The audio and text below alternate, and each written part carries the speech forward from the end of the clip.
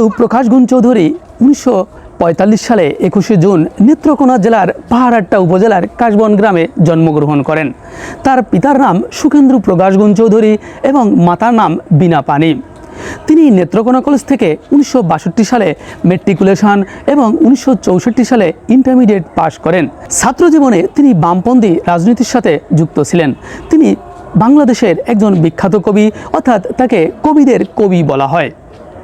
নির্মলেন্দু প্রকাশ গুণ চৌধুরী তার কাব্যগ্রন্থ প্রেমাংশু রক্ত চাই 1970 এবং হুলিয়া 1972 দিয়ে মূলত পরিচিতি লাভ করেন। তিনি মূলত নারী প্রেম, শ্রেণী সংগ্রাম এবং স্বৈরাচার বিরোধিতা নিয়ে কবিতা লিখেছেন। এছাড়াও তিনি গদ্য এবং পদ্য লিখেছেন। 1972 সালে প্রকাশিত হুলিয়া কবিতাটি নির্মলেন্দু প্রকাশ গুণ চৌধুরীকে ব্যাপক পরিচিতি এনে দেয়। এই হুলিয়া কবিতাটিতে কবি মূলত তৎকালীন রাজনৈতিক প্রেক্ষাপট এবং বঙ্গবন্ধু শেখ মুজিবুর রহমানের অনেক প্রশংসা করেছেন।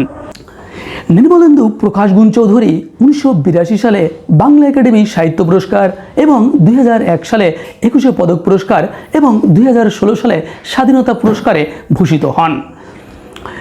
আমার এই ভিডিওটি যারা ফেসবুক থেকে দেখবেন তারা অবশ্যই আমাকে ফলো দিয়ে পাশে থাকবেন, এবং যারা ইউটিউব থেকে দেখবেন তারা আমার চ্যানেলটি সাবস্ক্রাইব করে পাশে থাকবেন। ভিডিওটি দেখার জন্য আপনাদের অসংখ্য ধন্যবাদ।